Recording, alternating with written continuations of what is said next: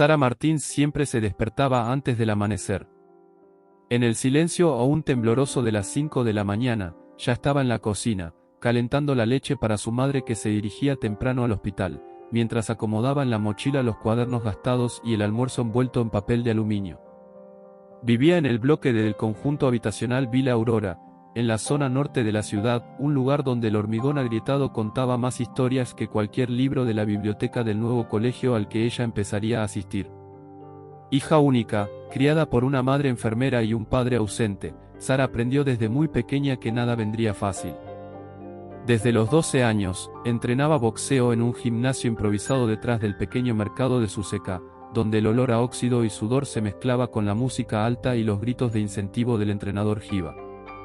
Allí, aprendió que lo más importante no era golpear, sino mantenerse en pie. Aquella rutina sencilla, marcada por el ritmo de quien lucha por todo, moldeaba lo que ella era, resistente, pero sensible, valiente, pero llena de ternura. La invitación para estudiar en el Instituto Horizonte parecía, a primera vista, una bendición.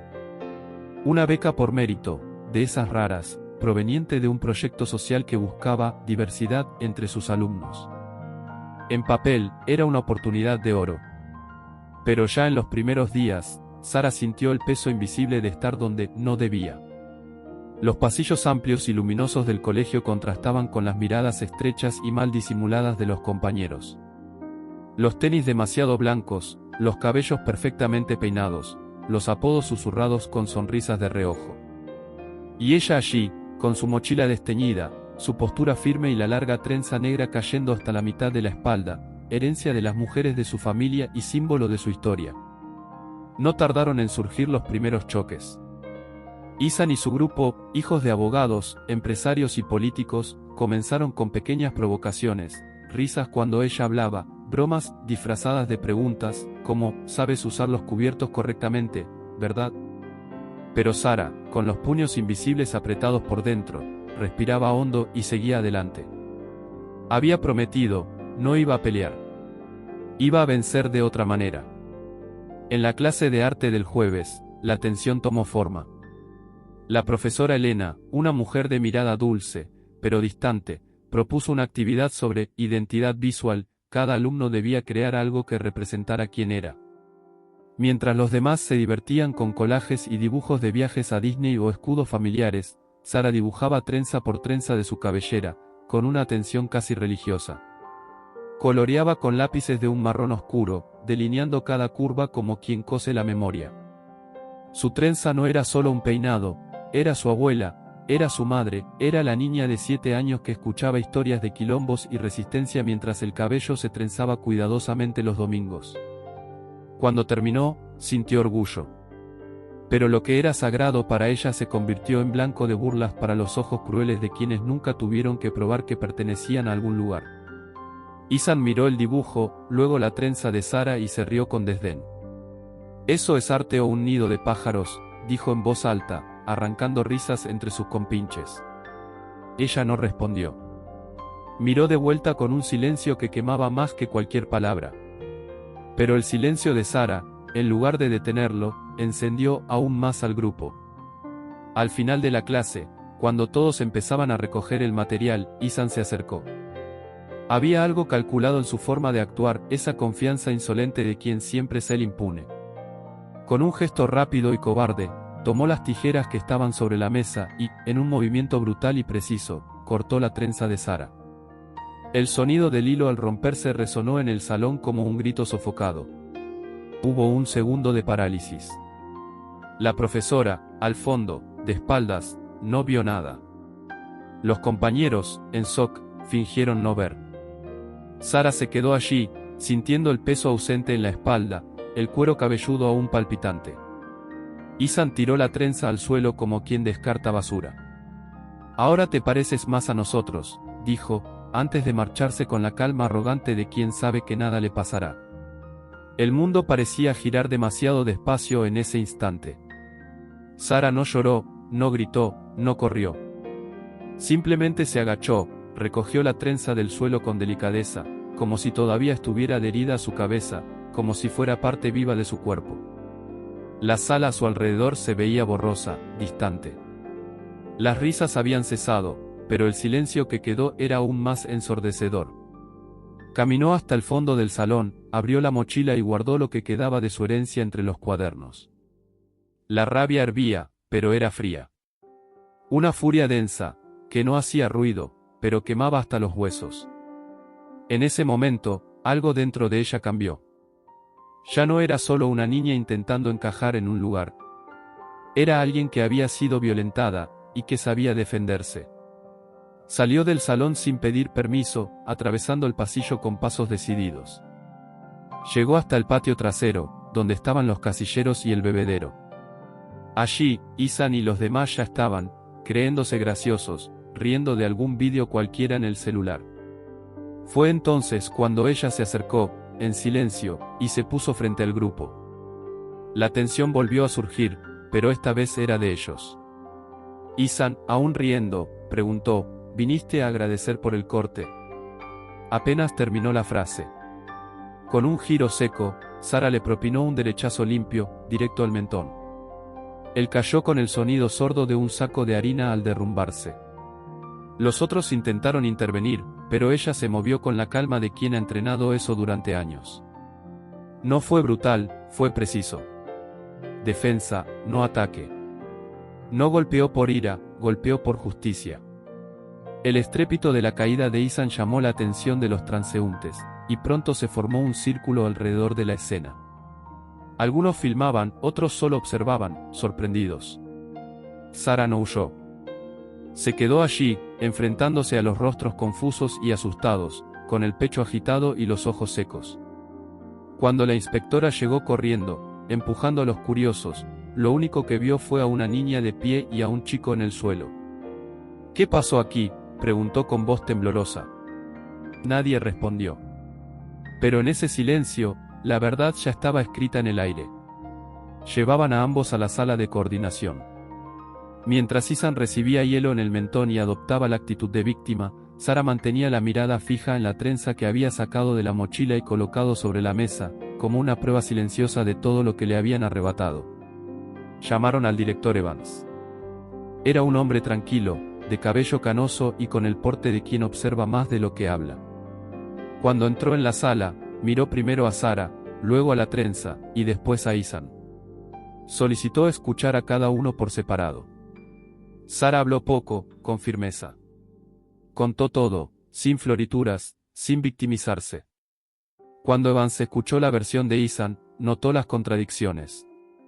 Pero más que eso, percibió el patrón. Aquella no era la primera vez que se escuchaba el nombre de Ethan en quejas veladas. Había registros, notas anónimas, relatos silenciados. Lo que antes eran solo sospechas, ahora tenía nombre, rostro y un símbolo cortado brutalmente. El director no prometió justicia inmediata, pero ese mismo día comenzó a redactar un informe. Detallado, frío, incontestable. Por primera vez, alguien de la institución estaba dispuesto a escuchar de verdad. Esa noche, Sara llegó a casa con la cabeza pesada. Su madre se dio cuenta enseguida de que algo había pasado. Al ver a su hija con el cabello suelto, sin la trenza que ella misma ayudaba a trenzar desde pequeña, se sentó en silencio. Fue Sara quien habló, pausadamente, con la mirada fija en el suelo y la voz conteniendo las lágrimas. La madre no lloró, solo se levantó, fue al cuarto y regresó con un turbante estampado en tonos de rojo, azul y dorado. Era un turbante guardado desde su juventud. Lo colocó despacio en la cabeza de su hija y dijo: «Esto aquí es tu corona hasta que volvamos a hacer la trenza». En ese gesto, Sara sintió por primera vez que no estaba sola. Y que ese corte, por más cruel que fuera, no tenía el poder de borrar quién ella era. Al día siguiente, la escuela estaba en conmoción.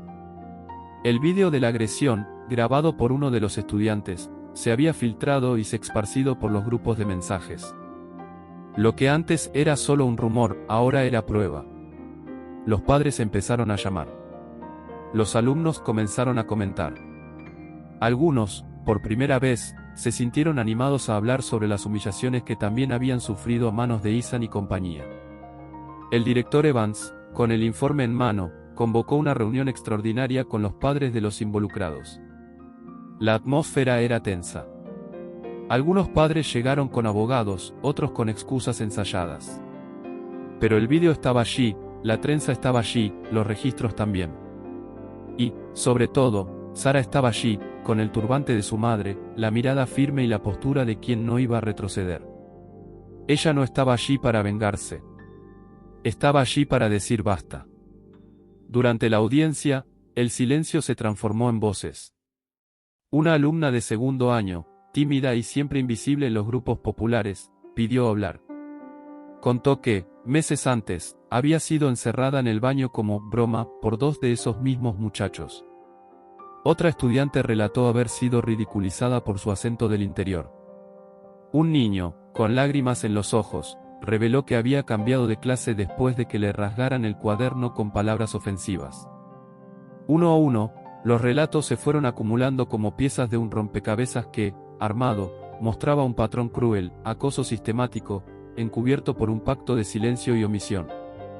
El director Evans, ahora visiblemente emocionado, agradeció cada testimonio. Dijo que la escuela necesitaba reconocerse en el espejo, por doloroso que fuera. Y ese día, por primera vez, la institución empezó a verse de verdad. Sara observaba todo con el corazón apretado. No por miedo, sino por algo más profundo, la sensación de que su dolor había roto una presa. Aquella humillación absurda, ese corte brutal, sirvió como catalizador de un cambio que ella nunca imaginó provocar. Ya no se trataba solo de ella. Era sobre todos aquellos que se habían callado.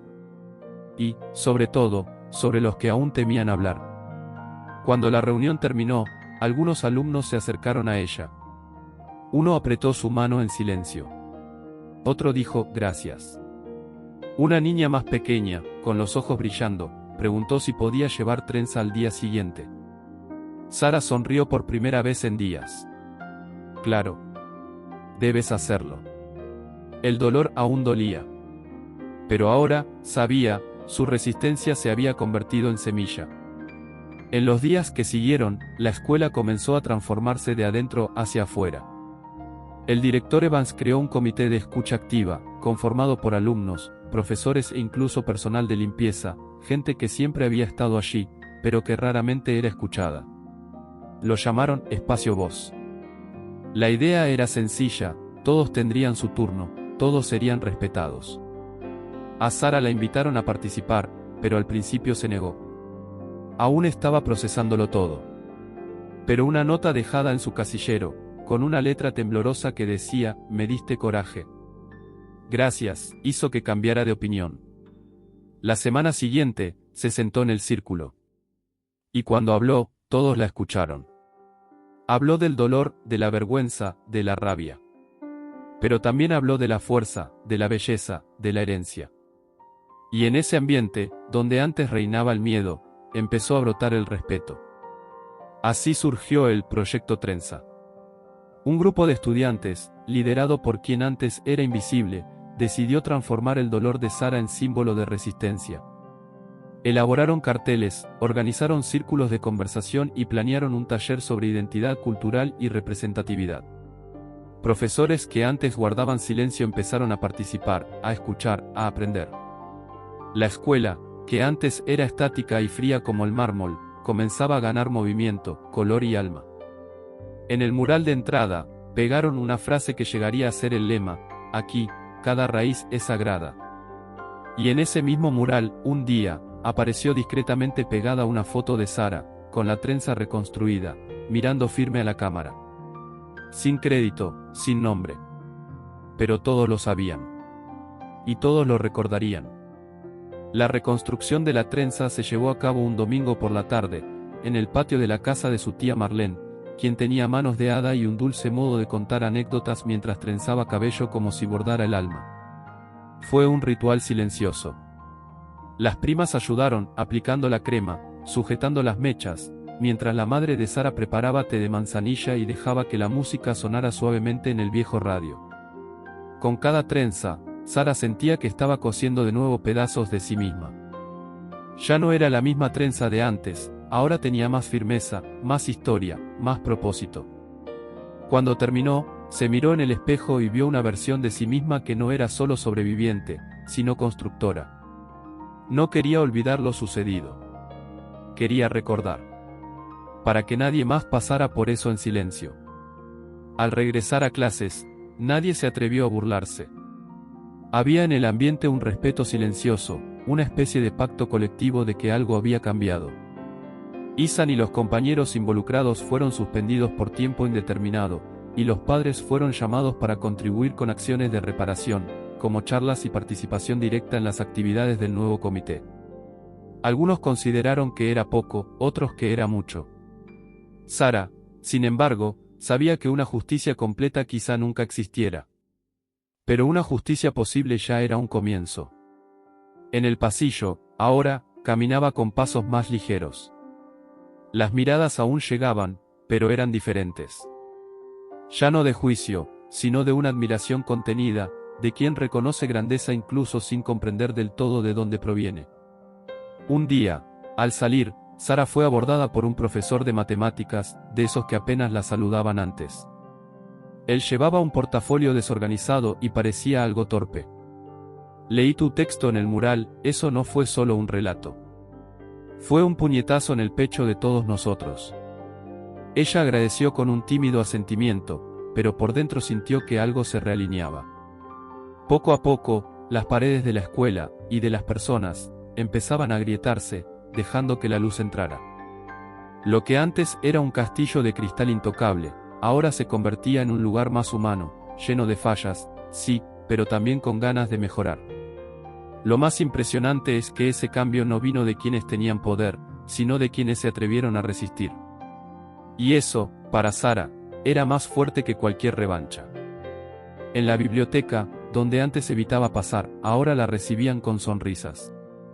La bibliotecaria le recomendaba libros sobre mujeres negras, líderes de resistencia, poesía marginal. Ella empezó a escribir también. Primero textos cortos, luego pequeños manifiestos.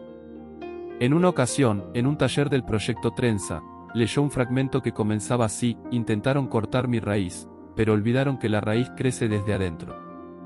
El auditorio aplaudió de pie. Por primera vez, Sara lloró en público, no de dolor, sino de orgullo. Orgullo de haber permanecido en pie. Orgullo de haber hecho algo más que defenderse, haber provocado transformación. Nunca quiso ser símbolo. Pero, sin querer, se convirtió en un faro. Al final del semestre, la escuela promovió una asamblea abierta con la comunidad. Padres, alumnos, exalumnos y vecinos del entorno fueron invitados. El evento fue bautizado como Día de la Voz, y Sara fue llamada para abrir el círculo de conversación. Al principio, dudó. Pero al subir al pequeño escenario improvisado en el patio, respiró hondo y dejó fluir las palabras. No leyó nada preparado. Habló con el corazón, con la firmeza de quien sintió en la piel lo que muchos allí solo conocían por titulares o estadísticas. Habló sobre el corte, el dolor, la soledad, pero también sobre la reconstrucción, la solidaridad y el poder de una elección, la elección de no callar. Cuando terminó, hubo silencio. Luego, aplausos.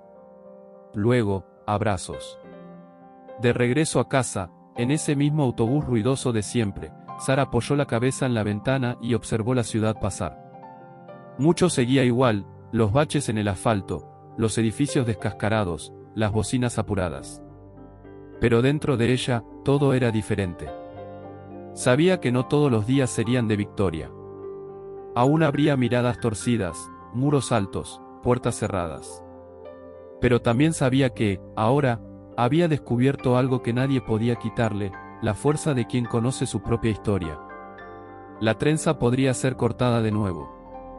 Pero la raíz ya era un bosque. Y ella, finalmente, se sentía en paz. Al inicio del año siguiente, el colegio inauguró una nueva sala, llamada Espacio Herencia. Era un lugar colorido, lleno de libros, fotos, telas e historias de alumnos que, como Sara, portaban identidades que nunca cabían en molduras estandarizadas. En el mural de entrada, junto a imágenes de escritores y líderes comunitarios, había una foto discreta, la de la trenza de Sara, con un mensaje escrito a mano, para que nunca olvidemos dónde comienza la fuerza. La escuela, ahora, no era perfecta. pero respiraba de otra manera. Y Sara, aunque sin querer, había dejado algo allí que el tiempo no borra. La niña que un día casi fue silenciada ahora resonaba en los pasillos, en los carteles, en las conversaciones. Había hecho historia. No una historia con reflectores, sino de esas que cambian el camino de quienes vienen después. Un sábado soleado, mientras caminaba con su madre hacia la feria, Sara fue parada por una niña pequeña, con el cabello trenzado hasta la cintura, que preguntó: «Tú eres la señora de la escuela de mi hermana, ¿verdad? Aquella que le dio un puñetazo al matón». Sara se rió. «Más o menos», respondió, con la mirada suave. «Fui la que no dejó que él me quitara lo que soy». Siguió caminando, con paso ligero, con la trenza balanceándose al ritmo de la ciudad. Ya no necesitaba probar nada a nadie. Había hecho lo más difícil, florecer donde solo querían que callara. Si te gustan relatos llenos de emoción, sorpresas y giros inesperados, no olvides suscribirte al canal y activar la campanita para no perderte ninguna de nuestras próximas historias. Gracias por acompañarnos, y nos vemos en el siguiente vídeo con más emociones fuertes.